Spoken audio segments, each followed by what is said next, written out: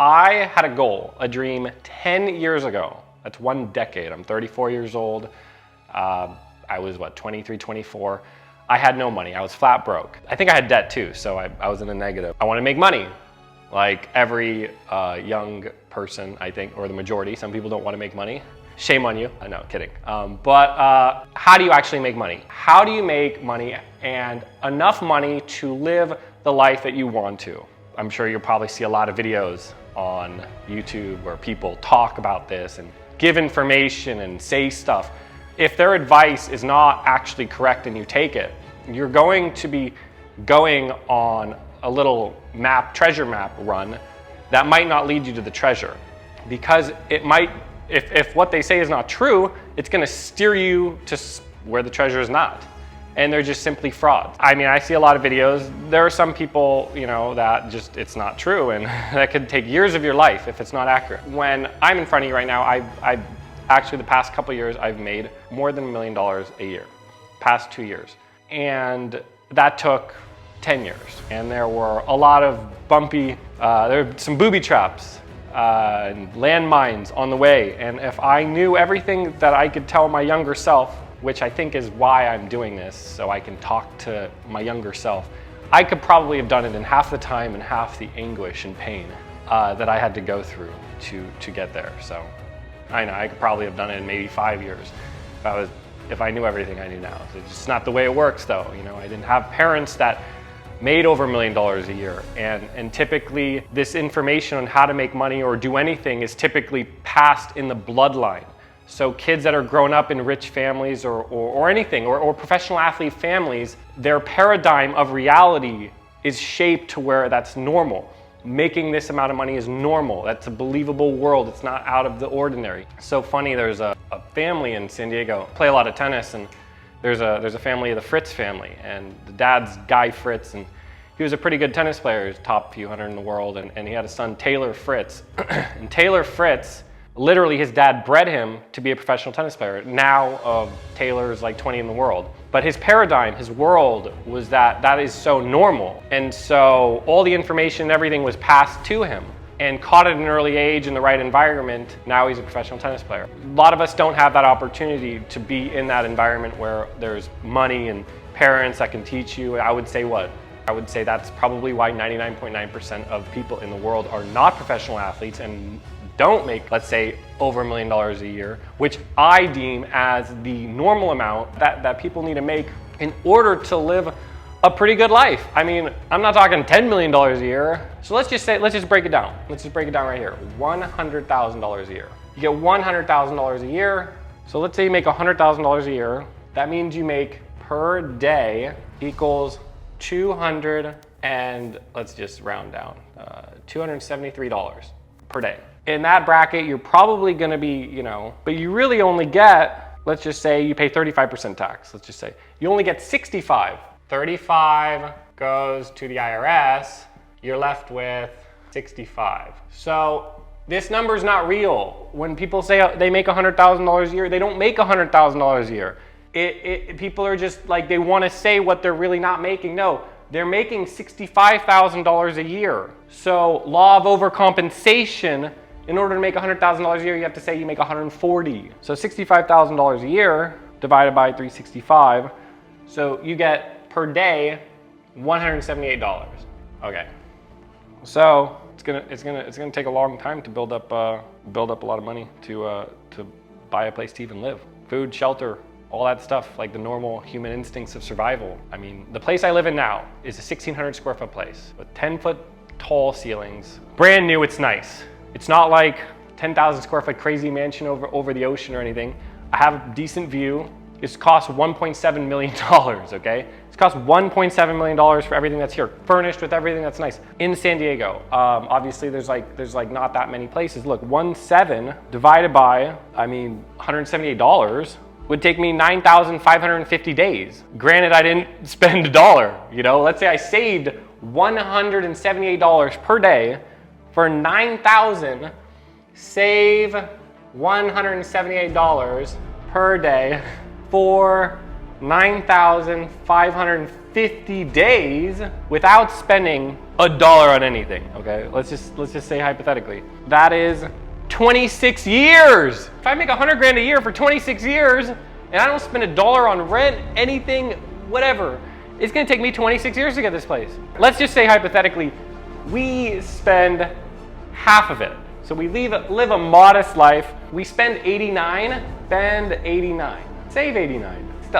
You know, it's gonna be hard. You know, rent alone at places, let's say it's $1,500 a month rent, it's $50 a day.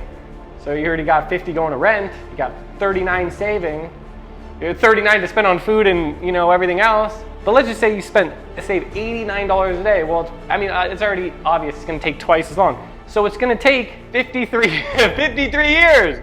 So if I get out of college, by the way, when you get out of college, you have no money and you have debt. So you're also starting a little bit behind. So it'd take me maybe 56 years to get, maybe 70 years or 60 years.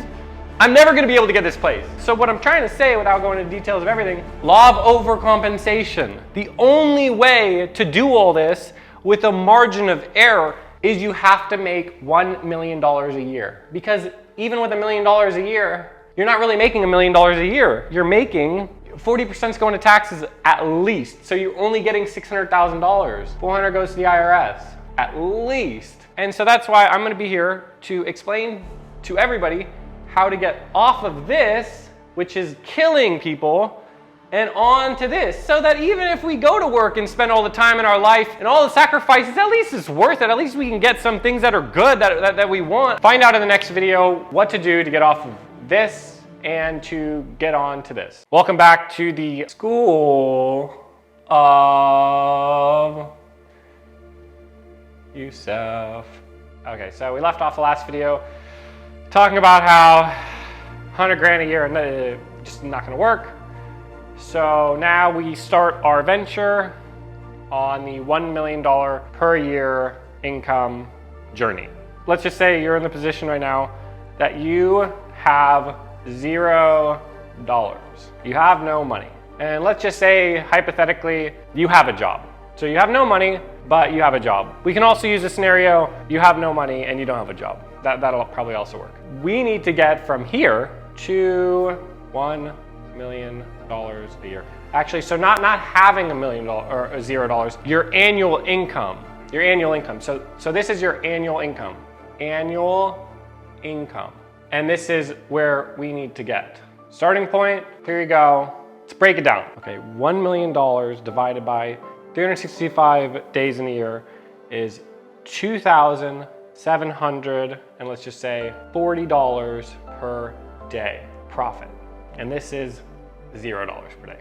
You need to get from here to here. $2,740 per day, every single day for 365 days is gonna get you to $1 million a year in annual income. However, most people don't work 7 days a week, 365 days a year. They really only work 5 days a week. So 52 times 5, there's actually only 260 work days.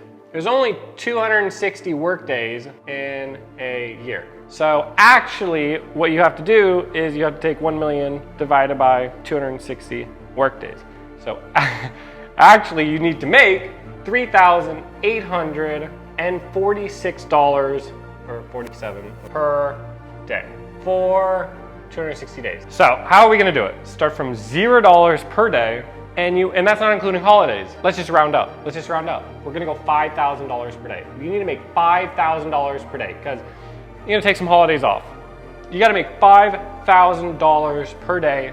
Take the weekends off, take the holidays off. You'll probably get there. There is a rule. If you don't actually believe that this is possible, which most people don't, and I never did. And when I was at the $0 per day income. So there's incremental growth. So in order for you to get from a $0 per day to $5,000 per day, you need incremental growth. I never like to say impossible, because maybe there's something I don't know, and I'm sure there's a lot of stuff I don't know, but I do know how to do this, and I know how to do this. You do it with incremental growth. You probably want to make a goal that's believable to you of maybe $50 a day.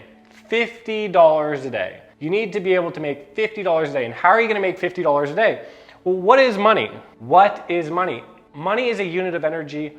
It's a unit of value. We exchange money for people. We give people money to get something that we want. In my opinion, I think it's a unit of energy. It can make things happen. You give people money and they'll clean your whole house.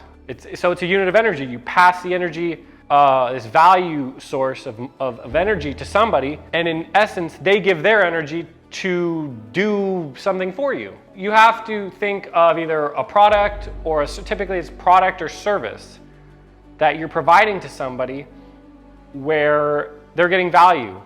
When you go to work at a company and you have a job, you go and give your body and mind and time to another organization, and in exchange they give you money. For your energy, they give you equal energy. And so that's why I want to get into this other aspect so that you understand what money is.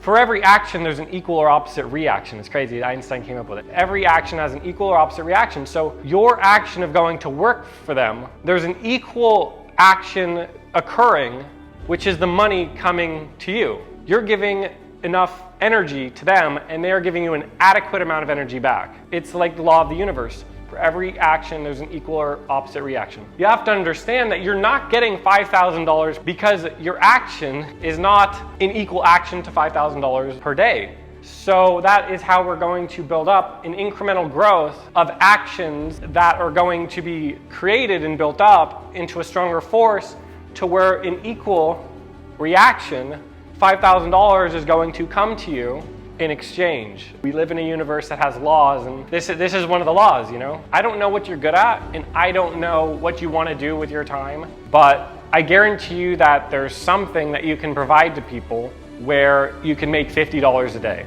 every day for the next 260 days if you really want to. Probably take a little bit of thought. An idea will probably honestly come to you in the shower. That's where the ideas usually come in, and when they do, you got to write it down. But it has to be something that you want to do, whether it's maid service for somebody, or whether you want to work overtime. You can always work overtime, but you can't really. Here's the thing, in order to get to $1 million, $5,000 a day, the only way that I know how to get to $5,000 a day is you have to start your own business and company. And by doing this, you're going to have people working for you where you will eventually pay them, let's say, X amount of dollars. Well, you're going to be making 2X off of them. So for every employee, let's say you pay your first employee $100,000 a year, you're going to get paid an extra $100,000 off of them. Because if you can get to $50 a day extra, regardless of what you're doing, then this can happen. What you're missing to get here, though, you need an idea of a product or service you are willing to provide to other people in exchange for their money. The only way you're going to be able to get this $50 a day extra that you want is to give people who have money something that they want, So you have to think about that for a while. Obviously, I'm talking about starting from scratch. Once you have that idea, we can go on and talk a little bit more. Wait till the next video. All right, we're back. We're gonna talk about how to get free, get the life you actually want, not the real way. The real way. 99% of the stuff out there, I just don't think it's believable, because everybody who's telling stuff and selling stuff, there's typically an interest. They have an interest. Like, why are they telling you how to make money? How do you do this? Odds are most of the time they don't actually, like, some of the stuff doesn't work. I've tried it, it doesn't work. I don't know, I guess that's why I'm making these videos. I'm planning on coming out with a book, and I'm gonna offer one-on-one coaching. So hopefully I'm able to give enough value to where people believe that this is actually real. Like, this is actually how you do it, or at least one way, because there's multiple ways to do something. There's multiple ways, and this is one way. This is the way that I found that worked, that has given me the life that I'm able to live. That is my intention, that I can provide enough value to help everybody out there to learn how to do this, and hopefully buy my book, and hopefully maybe if you're interested, you can schedule a one-on-one coaching session with me to have more hands-on and make stuff happen. Hopefully tell a friend, if you think this is actually good, real stuff that I'm telling you, please share it with your friends. Hey, this guy's legit. Because it's a lot easier to fake it than actually make it. Because making it can be a little boring. faking it can be really cool and fun, and it's the ego thing. So here's where we're gonna start. So $50 a day, or so you had $0 extra, whatever, $50 a day. So here's what I did. So in 2010, and I'm talking to a lot of the younger guys out there, the young kids, you know, high school, college, whatever. I would say I'm trying to talk to my younger self.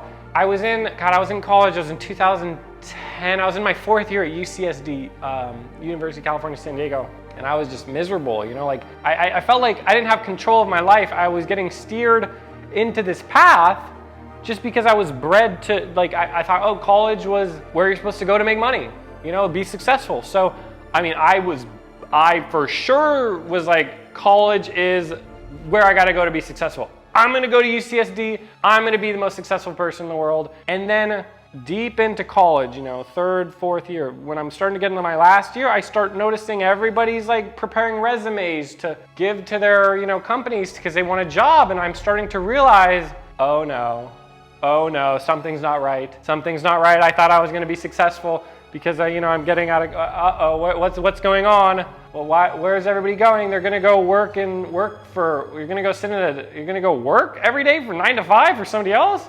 Hold on a second, internal gut saying this is not right and this is not right. So I was there at a crossroads. I had one where I could go this path, suck it up, do what everybody else is doing. It's like sheep. Everybody's sheep. You got the sheep.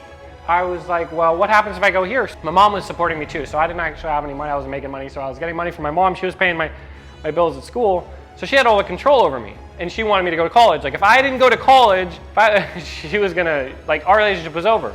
I got this girlfriend at the time, and I was telling her, I want to drop out of college in my 4th year. It's crazy, right? You know, everybody else was like, oh, it's crazy, you know? She said, drop out. And my gut intuition was saying, drop out of college. This is a bad play. This is a lose. You're gonna lose. It's not a win. So, very fearful day, right? Very, very, very fearful day. I walked into the registration office of my college at UCSD in my 4th year. I got 1 year left to go. And I walk up to the desk and I go, hi, and they go, hi, what would you like to do today? I go, I'd like to withdraw from this school. And they just looked at me like, and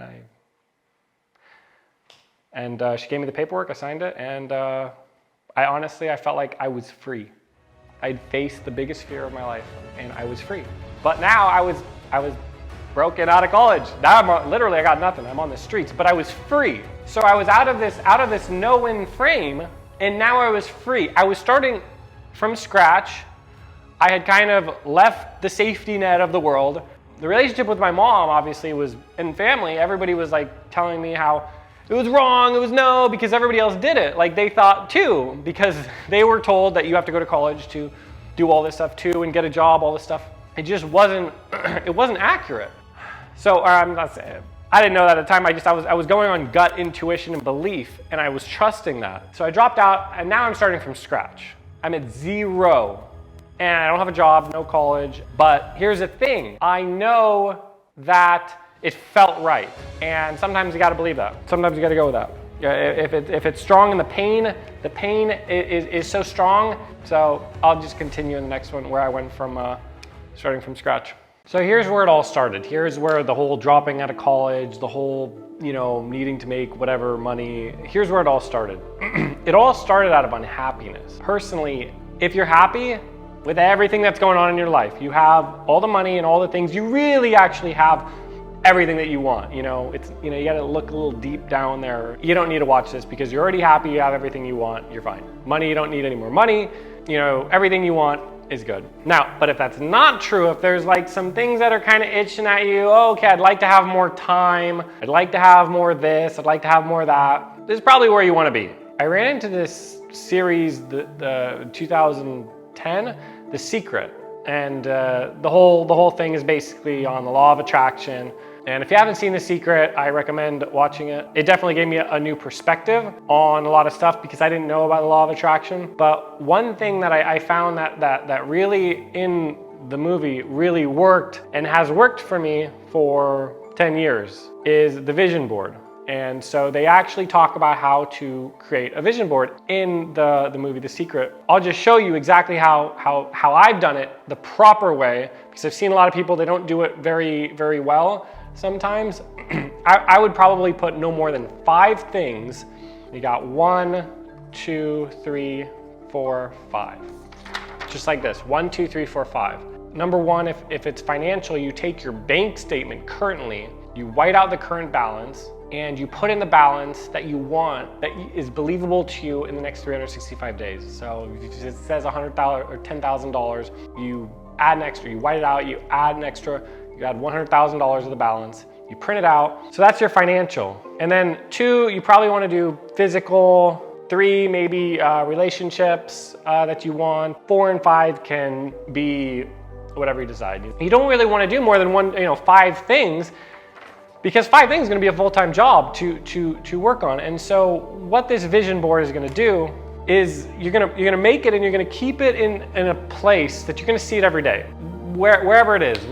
And what it's going to do is that it's going to affect your subconscious. And when you keep seeing it, you're going to kind of change your brain to be rewired, and you're going to see that your actions in life are going to start kind of changing in a little bit, and your thinking is going to change a little bit, and it's going to be kind of geared towards this, because this is your target. It's so important that I'll tell you a story. So I had it for the first few years that I was doing it, in the past 10 years. And there was a few year gap where I didn't make it, and nothing happened. Actually, I went in reverse. And I think it's because I forgot what my target was, what my purpose was, like what my action. I wake up, I'm gonna do this actions to get this. I would say that it's very important to continue to renew the vision board. And it's so funny, it's crazy how it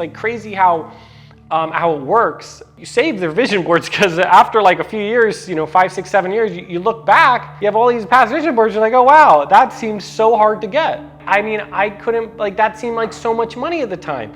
And you look back, and you're like, wow, that's so small. But so that's why I was talking earlier about incremental growth, because if I were to say my financial goal this year or next year, in my first year, I just wouldn't believe it. I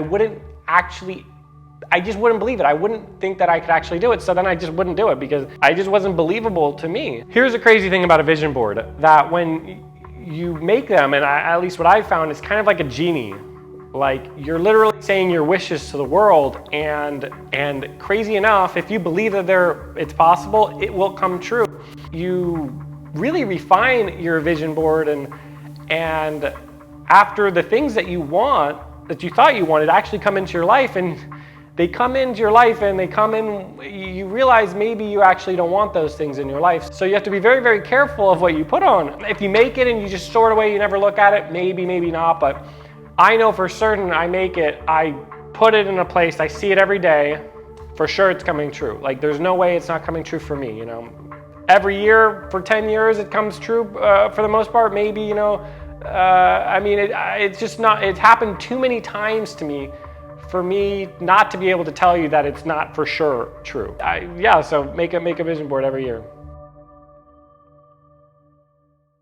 We left off over there when I was on the whiteboard, and I was talking about how to get to, for $50 a day was incremental growth that you need to start at, that I think is a good starting point. It's something, and you got to start with something. $50 a day extra side income every day for 365 days. I feel like that's a good starting point. How are you going to make $50 a day in side income? Granted that you do want to make more money, how are you going to make an extra $50 a day for 365 days? Offering a product or a service to other people in exchange for their money. I don't know, I can't tell you what to do in terms of product or service. You have to actually go on your own and figure out something that you would like to provide to the world. I'll give a little bit of info on how I did it. I was growing plants a long time ago, and I was buying plant nutrients from the store. And a lot of people were spending a lot of money on these expensive plant nutrients. And after being around plants for 10,000 hours, I was around plants a lot, I realized that a lot of the money was going to the nutrients, the products that were being used to grow the plants. Once I was not growing plants anymore, I had an idea late at night. It was midnight. It just randomly came into my head, and I wanted to act on it. And I decided I was gonna make my own plant nutrient. Weirdly enough, actually after I made my plant nutrient, my friends actually were telling me that I'd been talking about doing it for a long time before that. And they go, "Oh, you finally did." I go, "What do you mean I finally did it?" They go, "Oh, you've been talking about it for a long time." So I didn't realize that these thoughts were already happening.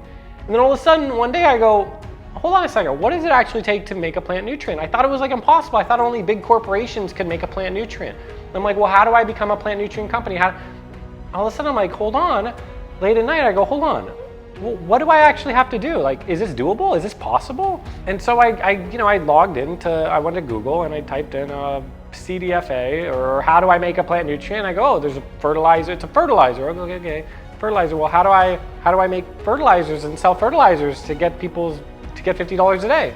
And so I just made an account with them, and I made like a company name, and I did that, and I submitted the info, and the next day I got an email, and it said, congratulations, you have a fertilizer, you have an account with us now. Now, you're one step closer basically to making fertilizers and selling fertilizers. I go, okay, great. I didn't even know I could have I didn't know I could do this. Now I guess I'm a fertilizer company. Typically, it's something that we already know, maybe something that we're already paying money for, that we think that is kind of overpriced, that's not that good. Like maybe, you can make a better version. And because you obviously know the product very well because you're buying it and using it for years, right? And there's products all around us we're paying for. And so that's at least what I did. Maybe you're gonna choose a service or a product, or those are the top two ways I would say to do things. And so I can't tell you what to do in order for you to go on this, the choice of what service or product. You have to decide that for yourself, and it's gonna pop into your head. And I recommend that it's something that you care about, you're into, whether some sort of topic that you're into, that you're into, you got to be into it. And I'll stress how important it actually is that you're into it, because it's going to be a long journey. And if you want to be doing this for the next X amount of years, you have to be very, very, very sure that you're not just doing it for the money. You're doing it for the money, right? But there has to be a purpose behind it. Like, let's say you really like makeup. You love makeup, or love hair. Then it'll be something associated with hair and makeup, whether it's a product or a service. So it has to be something that you're into. And I can't stress this topic enough, because if you're not into it, you'll give up or you'll stop. You won't care. So you're not going to be into it. So it's got to be something that it's like this burning fuel and desire in you. It needs to be something that you care about deeply. And I can't choose it for you. That's for you to figure out. For instance, I am now apparently I'm teaching people how to make $1 million a year or money in general. I would not be sitting here and doing this and having all this energy and time put together if it wasn't something I cared about, because I don't think anybody out there, I had to kind of search and grab information from here and there, and it wasn't really readily available, and I made a lot of mistakes. And so I have a purpose because I lived it for 10 years. I think that it's something of value that I can give back. It's very important that you need to have a purpose for doing something, or else you're going to give up. You're going to quit. It's not going to happen. You're not going to follow through because it's too long of a journey if it's not something you're into. I had a goal of making $1 million a year. I wrote a plan down so many years ago, like literally so many years ago. Now that I've done it, now I feel like I have a purpose to tell people how I did it. So you need to figure out what your purpose is. Hello, and we're back. We're back to learn how to make $1 million a year, and you're of course in the position where you're starting from zero. Funny, interestingly enough, last night I was watching on YouTube a couple other videos. I guess there's a couple other videos that are talking about how to make $1 million a year from people who have pretty big influence, and they had a couple different methods, and it's interesting in both of these videos, and I may go over these videos later. I could tell that they're kind of manipulating reality, I think, in order to benefit themselves. They're kind of pitching a way to do it that has problems, and then they curtail this strategy and the way to do it, and then they funnel it over into their own course. which they're selling, which odds are I think that's just gonna make them rich. It's not gonna actually lead you to make $1 million a year. Because I think actually why they're doing this is that this is actually their income stream. This is actually how they make money. They make money from getting your money. Yeah, it doesn't seem like viable ways to make money. One of the videos actually talked about how to make $1 million a year, you have to do roughly 83 transactions a month, profiting $1,000 each one. So you'll make, $83,000 in commissions a month, and that's roughly, $1 million a year. And interestingly enough, nowhere in the video did it say how much it's going to cost to get here.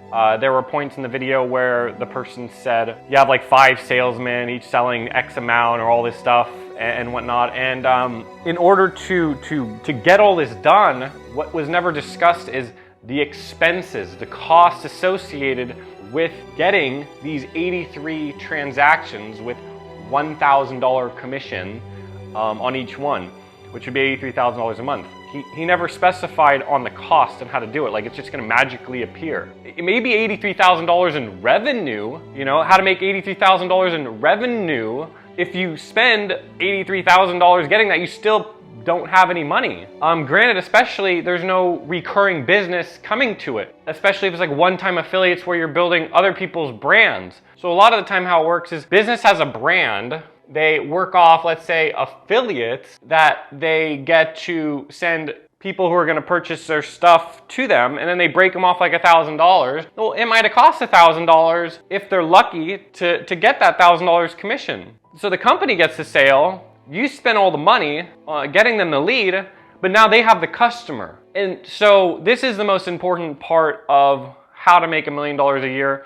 And not just how to do it 1 year, next year, for 10 years, for an ongoing basis, to continually make, around $1 million every year, and also have that grow. This doesn't include like working like crazy, like 20 hours every single day, this is like including having a healthy life, where you're fit, other parts in your life are good too. You're not like talking about working yourself into the ground, So this is the most important part. I want to explain the most important part about this is, and where to start, and why this other video just didn't make a lot of sense, is because in order to make $1 million a year in profit, you have to start with making $50 a day. It's all about the customers. The secret about making $1 million a year, the biggest one, is having customers. You don't need the money. And I'll explain this, why having customers is so much more important than having money coming in. Let's say you had, what would you rather take? $1 million or 1 million people coming to your coffee shop every single day or every single year buying coffee and eating breakfast? What would you rather take? 1 million customers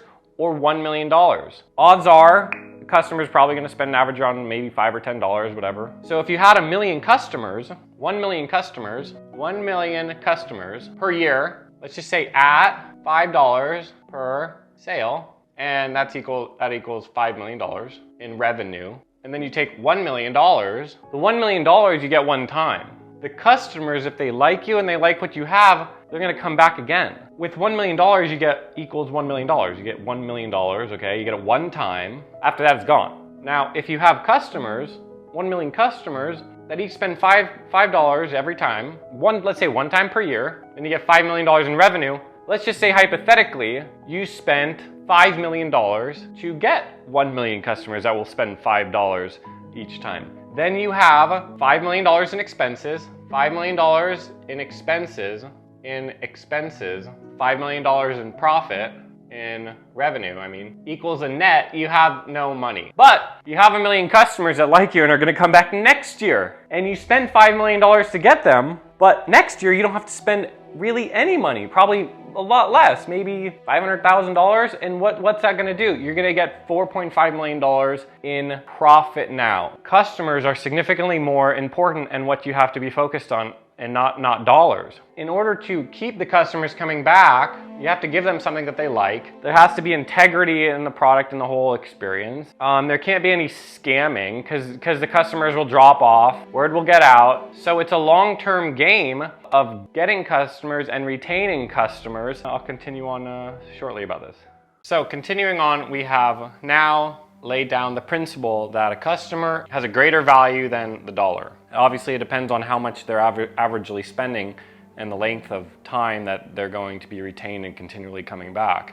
Now we have to find out, in order to get $1 million per year in profit, we have to figure out how to get customers. So now that you have your idea, product or service that you've come up with, now it's time, and also how do we generate $50 a day in revenue?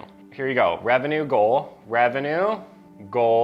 of $50 per day with, let's call the product or service with your idea. Revenue goal of $50 per day with your idea. And now, so we have to find the customers. Find customers to give us the money. So first of all, now that you've developed your idea, which is a product or a service, now if it's a product, here's what you want to do. Here's the best way to go about this. In my opinion, where's everybody's attention and face these days? It's kind of obvious, right? It's in the phone, right? Everybody's face is online on these platforms, I call it.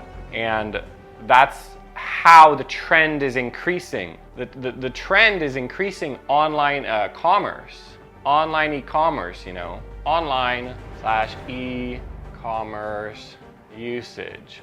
So it's kind of on an uphill slope. That's why Jeff Bezos, like 20, 30 years ago or whatever, when he started Amazon, you know, he decided to do it because he saw a trend that internet usage was like exploding, and it'd be a lot easier to just make an e-commerce store, a website practically, you know, basically just a website, a very simple website to offer what you have.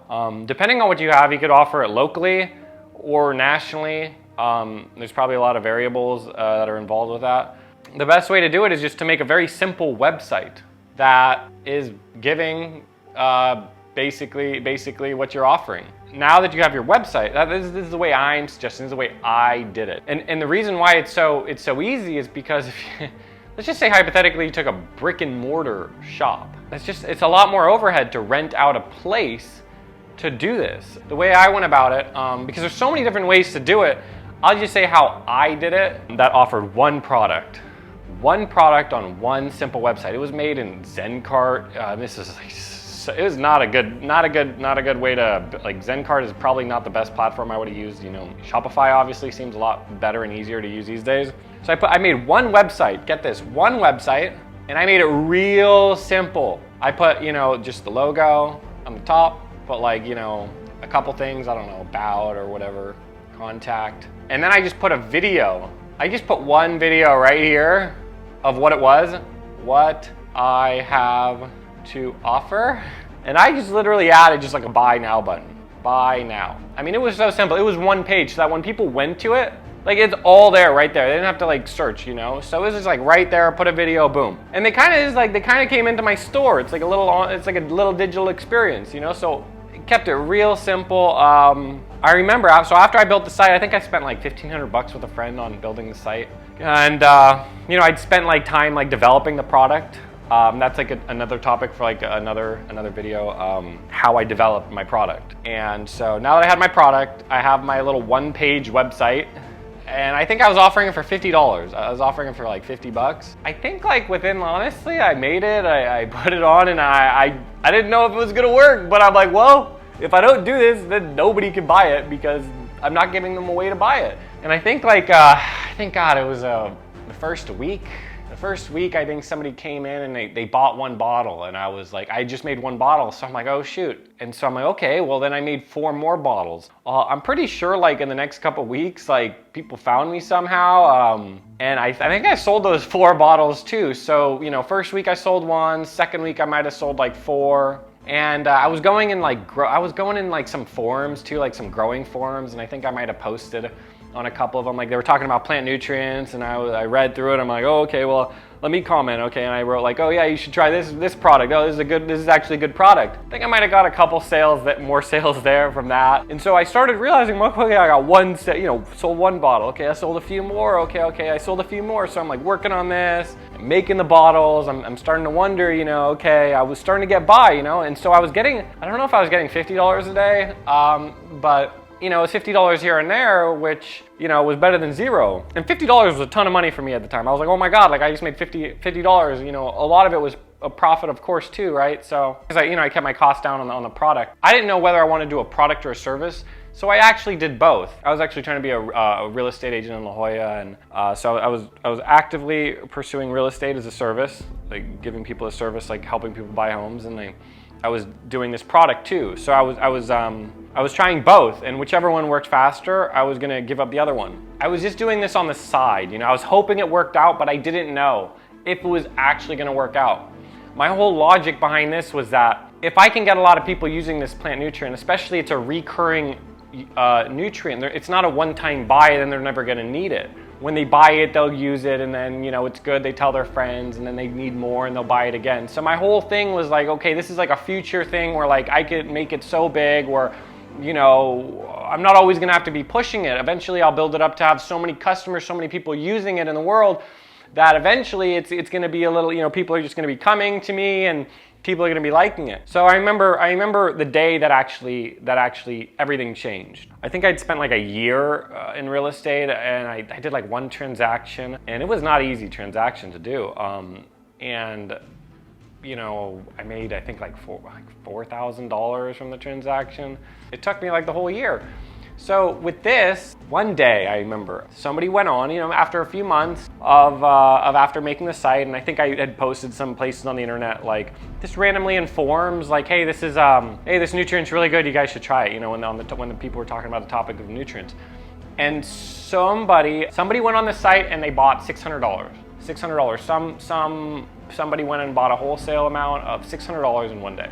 A lot of it was profit, because I had a markup in the product. And so that day I had made pretty much the most I'd ever made in the entire year, that one day. But here's the kicker, here's the logic. If somebody's gonna go on the site and buy $600 worth, and I wasn't really spending any money on marketing, and people didn't really know who I was, how much are they gonna spend when everybody knows about you?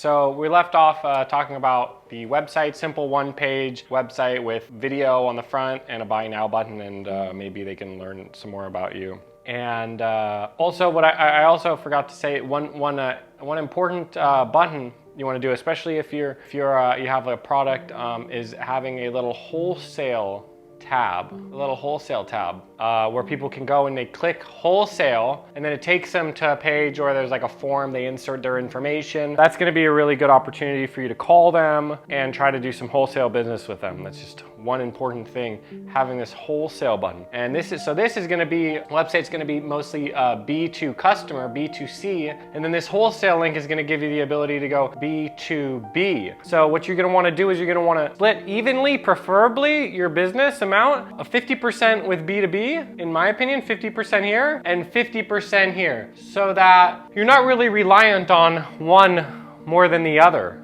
One of them, if this market, tanks, or this market tanks, like you'll still be okay. So you're not gonna have all your eggs in one basket going all B2C. It'll be diversified. And actually, one more thing that you could do later, once you get these things rolling, is you can start to offer, once you get really good at what you're doing, if you're doing a product, you can put like a manufacturing logo somewhere in there, and you can make products for people. And that'll fall under B2B as well, but it'll be like, where you can make stuff and design stuff for people. Just another way to offer. So you have one product, one website, super simple, information about you. I'm not going to get into all the details on how to make this website even better. That'll increase your conversions. It's just a different video to talk about how to optimize your website for the conversion rate optimization. This is a very good way to start, having your own website. You're not reliant really on other people's other platforms. These are your customers. You have all their information. On other platforms, sometimes you don't get everybody's information, But I mentioned other platforms. So here's also going to be another way. You want to get well known on other platforms. And here's the thing about other platforms. They're always changing. New ones are always coming up. Let's say in a new upcoming platform is like TikTok. I don't know how to use TikTok, to be honest. It's a new platform, it came up. And this is very, very important.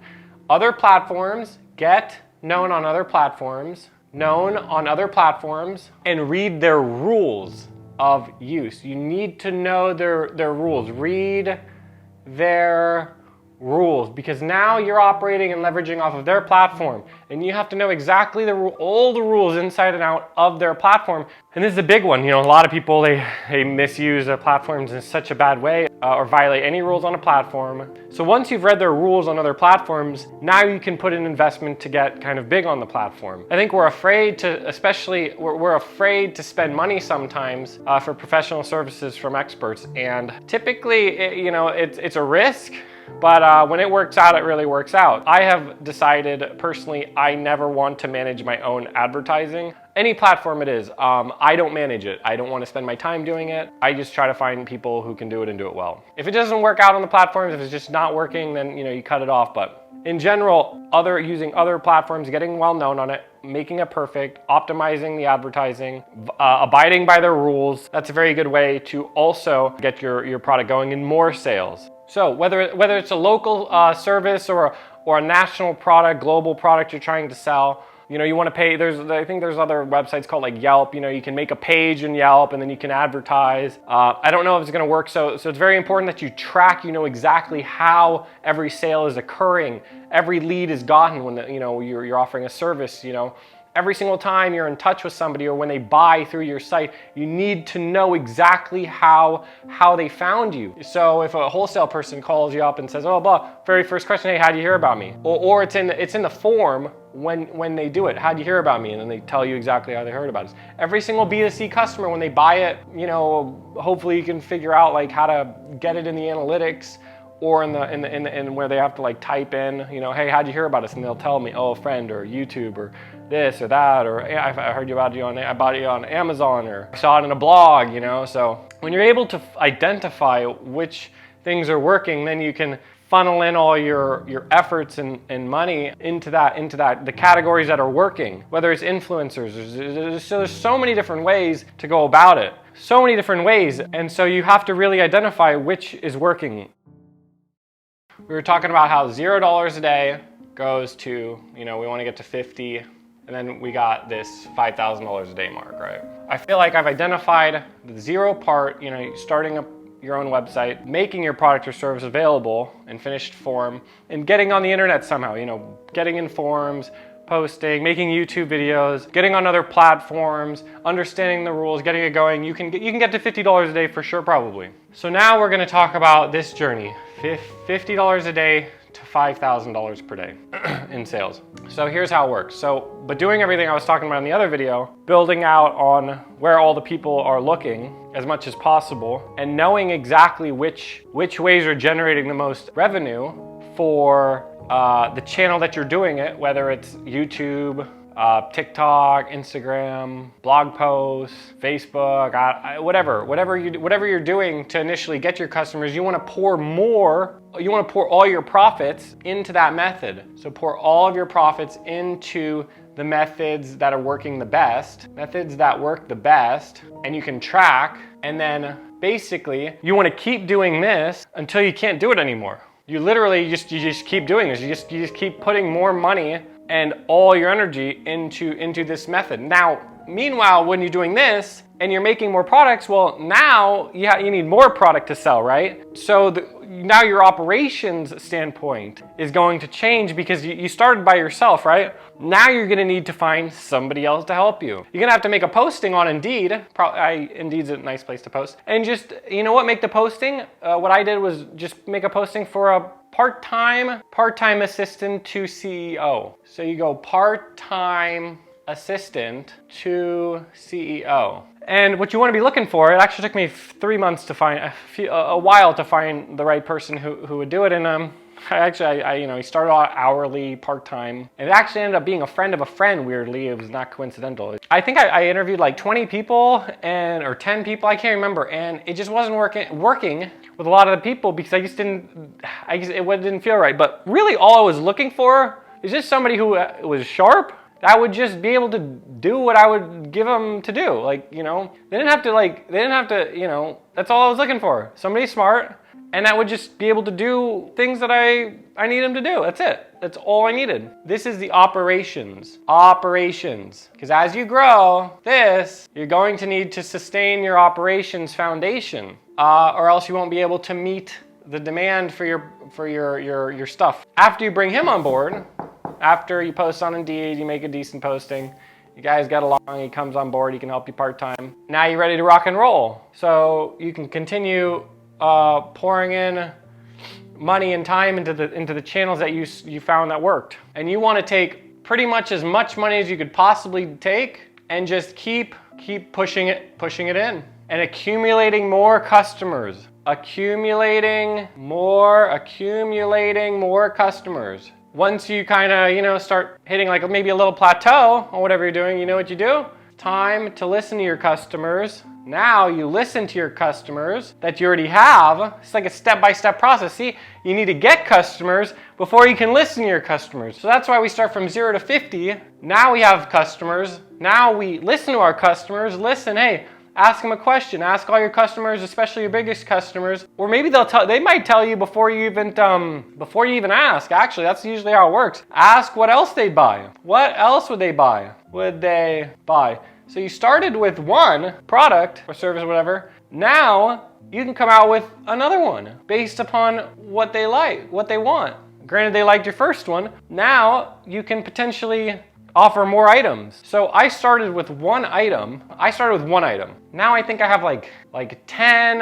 I also do wholesale. I make some products for people. It's a combination of a lot of things. But I started with one, and then I made some more products. And maybe you go 50 to 100. I mean, honestly, with one product, you could probably get to $500 a day. Honestly, you could probably get to $500 a day after maybe a while in revenue, just with the one item. And then when you start expanding your catalog, that's when you can, you can really go up. I mean, honestly, with one product, you could probably do thousands. You could probably do thousands. Who knows how much you could do. And when you bring on that another item, you're gonna be able to do a lot more. And honestly, it's just as simple as just making sure all your products and services they're good. People like them, they'll come back for more. And you continually just keep taking all the profit, and you only take out the amount that you literally need to live and survive, like to eat. And so let's say you get to $2,000 a day, you might be spending $1,000 a day on advertising. Your operations might be costing $500 a day. So maybe you have $500 left over. You really might only take $200 out of that per day or less, and then you take the other $300 and you put it back into marketing. So now you're spending $1,300 a day. And so you just keep spending more money on marketing that that works, and you just keep getting more customers. And that's all you really do. You don't really want to, I'll tell you a funny story. The moment where I think I made, I made like a few $100,000 in a year, and I had some money saved up, and I'd always wanted to get a Ferrari. So I went and bought a Ferrari, and I was stoked. It was like, I felt like I needed to tell the world I'd made it. And so this is the booby trap. Here's a booby trap. I bought a Ferrari. That is a booby trap. See, I had always crossed it out. It's bad, at least when you're starting up. So I didn't realize that, it was gotta be, obviously I did it, I learned from it, I went through it, it was fun. I don't really have the urge to get a Ferrari anymore. I thought it was like a symbol of like I made it. I wanted to have to show to the world, like I had to prove to the world like I did it. I wanted people to look at me different. I was young, I think I was like 29 or 30 years old, I'm like, well, who's that kid in the Ferrari? Whoa, it was not a very good idea to buy, because it was significantly more expensive than it would have been, because I could have taken that money, 100,000 plus, and that's not even that expensive Ferrari. I bought like a used Ferrari. I could have put it into this. Marketing got more customers. What I decided to do was I bought a Ferrari, and then I went out and like spent a lot of money, like going out on bottle service downtown. I drank a lot. I got like into like some stuff I shouldn't have gotten into, but I thought I was like this cool kid. I made it. I bought a Ferrari. I was only making like a few $100,000 a year, maybe $250,000, but I wasn't really making that much, because I was making what, 250, or let's say 250 or 300. I was paying $100,000 in tax. I only had $150,000 a year. So I basically almost took my entire annual amount that I would have made, and I bought a car with it. Another booby trap that I fell into that I did, it was alcohol. So I didn't realize it, but for like, I would say a 2-3 year span, you know, after I did so good at accelerating this, I accelerated this so good, and I got into the $1,000 a day mark. So I was making around $1,000 a day doing everything here on average, 365 days. I fell into the buy materialistic items and get caught up with substances right here. And these two things really sent me in a spiral. I was doing, I know exactly. I was doing $3,000 a day in revenue. Because I think I was doing like $1 million in sales, or $1.2 million in sales roughly, and maybe my expenses were 900,000, so I was, or 950, so I was netting 250. So here's another booby trap. I didn't actually have the best accounting people and CPAs. What ended up happening was that I got audited by the IRS. So I got audited by the IRS. And so I didn't actually know how much, how incorrect they were, you know? I have revenue in the, $1.2 million. I didn't know how much I was gonna owe to the IRS. While this was happening, I had been, doing alcohol and partying, and I had bought a Ferrari, and I was also with a girl. Well, guess what? In 2018, it kind of slowed down a lot. So sales, all of a sudden, sales went down. Money wasn't coming in as much. My books weren't, like, I was getting audited. I didn't know how much money I was gonna owe. The girl I was hanging out with kind of dumped me. My business wasn't doing well. I didn't know how much money I was gonna owe. My girl just left me. It was like the worst time of my life. And it all started with buying the Ferrari and drinking alcohol and partying. And so this is why this is such a big booby trap. Exotic cars and partying is a booby trap. That's a landmine.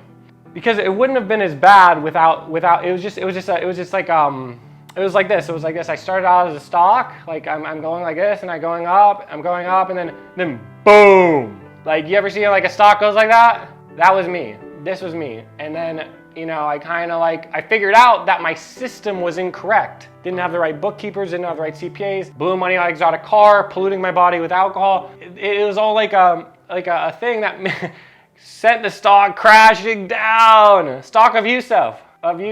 So I realized that I actually was so bad I had to go to a therapist. I had to fix it because I went up so high, and I was about to lose everything because of a few decisions that I made. Bad decisions that I had to learn the hard way. And so then I got crashed down here, and then I had to figure it out. So I got a good bookkeeper, good CPA. We took care of it. I didn't know as much money as I thought. I got rid of the car. And so I started fixing everything. So here you go.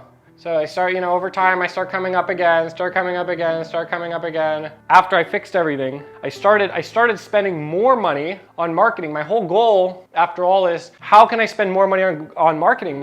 It's crazy that my mindset was, then I started realizing I need to spend as much money as I possibly can, getting as many customers as I possibly can. For the next year or two, all I was thinking was, how am I gonna make my site better, my website better, and how am I going to spend as much money as possible to get customers without losing money? How am I going to acquire as much customers? So I started getting obsessed with how to do that.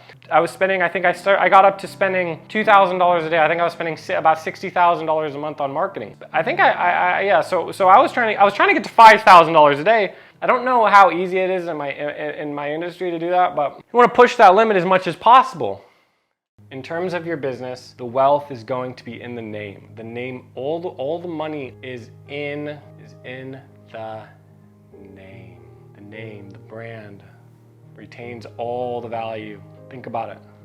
All these things can be replicated, but it's the name. It's how many customers you have that are on your name, that like your name, whether it's Coca-Cola, it's a name. Can we make things that are pretty close, that taste pretty close to Coca-Cola? There's something out there that says, oh, we can't make it exactly. Well, maybe. I'm guarantee that you probably make it pretty close to where people can't really determine it. But what gives it the billions of dollars of valuation? It's the name. And that is where it all is. That is what you really need to focus on. That's why when you watch these videos on YouTube talking about drop shipping. I think I've seen some people drop ship, and there's so many videos how to make money on YouTube. Oh, drop ship, okay, yeah, what's drop shipping? Okay, well, we're gonna take a product from another country, and we're gonna make a website, and we're gonna not really, it's gonna take like a month to get to people, but we're really not gonna specify that.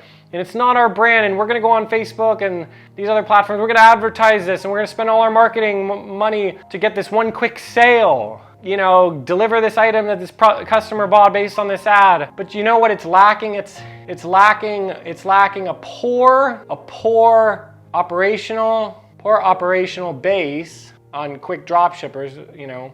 It's not really building any name, any long-term value. Same goes with like some affiliate programs. You're promoting other people's names. Actually, when you do it by my method, when you take a name, you build it in the way I did, you know, you take a site, simple site, start with one item, and then expand, get on all the platforms, and put as much money as you can in marketing, you know, $1 million a year in marketing, whatever. You started with $5,000 a year, or we break it down by day, and you just keep building up. You know, let's say you hypothetically get to, you know, $1 million in sale, you know, in profit eventually, which is probably going to look around like you're actually probably going to do around $4 million and maybe expenses are $3 million. And that's what the final year. Maybe this takes, you know, 7 years to get to 7 years. But you started at zero rev, zero profit. Maybe you go 500K rev, and then maybe 400K expenses in your first year. That's not too uncommon. This is the first year. And then you go, let's say to $1 million, let's say 1M, then maybe you go even 800K in expenses. That leaves 200K profit, 100K profit. Then you just keep going up by like, let's say 30% per year, which is the stream of how much e-commerce is actually increasing anyways. Maybe 20%, you know. Either way, you're gonna, you know, maybe you can make a jump 100%, depends on your industry, depends on how much you can get your ads or marketing working, you know. You're really limited by how your marketing dollars and how much revenue you're getting from that is the limitation. The constraints are your rate of conversions. So that is going to be the limiting factor. Your constraint limitation is conversion rate and customer acquisition cost. I mean, really, it's going to be determined by customer acquisition cost and the maximum you can spend in any way, shape, or form on any platform that will continue to give you that customer acquisition cost. So let's say as you spend more, the cost increases. And if it increases to a point at which you're going to lose money, well, you better be comfortable losing money in order to gain that customer. Personally, I don't really like losing money. A lot of these other bigger companies, they're willing, because they're also using a lot of other people's money. You're using your own money in this demonstration. If you're going the way of raising money and you can blow money on people and you have really all these really good systems like knowing exactly how much a customer is lifetime value is gonna be, that's a different story. But I don't really like losing my own money for a customer. I'm willing to break even. So that's what a lot of these other companies do. You know, I think Amazon, they lost money for like 20 years, but look, obviously it worked for 20 years, but yeah, they were comfortable losing other people's money for 20 years. Now it's obviously working. But either way, so you go 0, then maybe 500,000 in revenue your first year, you go to $1 million, then you just keep going up year by year, you know, as much as you can, and then, you know, you can kind of slow the brakes on some of your expenses, maybe make your efficiencies on your operation a little better, then you can get to like, you know, 4 million in revenue, you have a better way of operating, you can get to $3 million, and boom, there you go, you get your $1 million in profit. And here's the kicker, here's the final part. Doing it this way, rather than the affiliate way, dropshipping way, all this other stuff way, now you have recurring customers all coming to your business, buying your product. You have a profit of $1 million a year. Your business is probably worth, I don't know, $10+ million. I mean, I wouldn't really want to sell it because I know I'm going to make $1 million a year for probably even more because it's going to continue to go. Maybe the business disappears, maybe the industry disappears. It's always a risk. But you're not just making $1 million a year. Now you have a net worth of over $10 million. And you have all these people doing all the work. Like, you know, obviously you can do some work too, but you know, you have time to take care of your health. You can do other stuff, you can travel the world. You're not doing, this is significantly more than just making $1 million a year. Some people grind themselves into the ground to make $1 million a year. They got no health, they got no life, they're doing all this stuff. This is not what I'm trying to explain. This is an entirely different thing. You could, you probably have like 10 people at least or so working. You know, you're probably paying them, X amount of dollars. This is the way seems to work for me. And obviously, you know, I had ups and downs. I think that's just normal. I mean, there was actually a point where I definitely almost gave up a couple times. I mean, but here's the thing: right at the point at which I almost gave up, and I hung tight for a year because guess I didn't have another choice. I was so bummed out though. I was like, man, I've been spending 5 years. Like I had this goal. I'm gonna make $1 million. I'm like, I can't do it.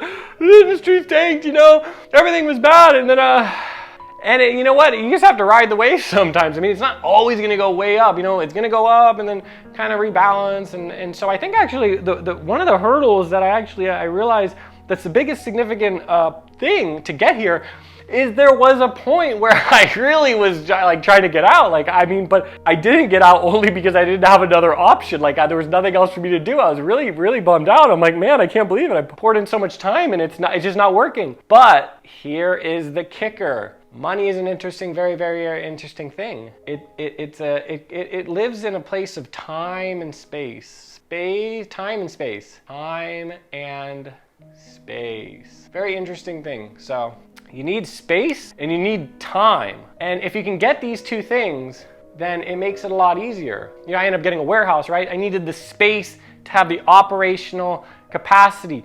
The online space was, I just actually remembered. Very big, very, very big booby trap that I made. Or not booby trap, but just hurdle. I distinctly remember I had hired salesmen. I had hired a couple salesmen.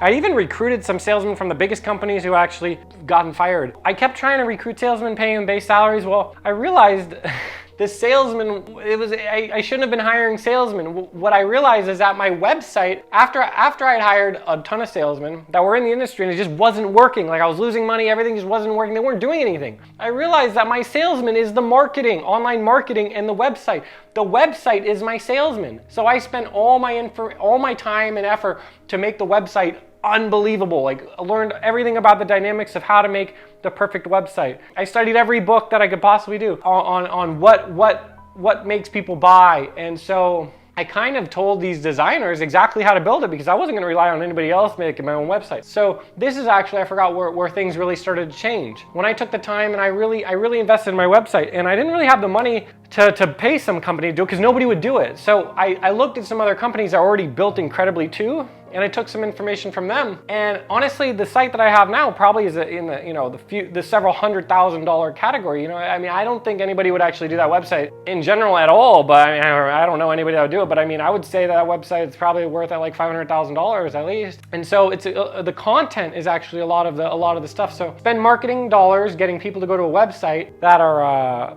worthy candidates, like they're the right kind of people. You get them to go, and then your website does the job of selling them. It allows them to buy, it allows them to do a lot of stuff. So this is the salesman. This is one of the things I didn't realize. Wasted years with normal salesmen, and when I just had, I realized that my website as a salesman, things really started to change. Learn how to make a really killer website, you know.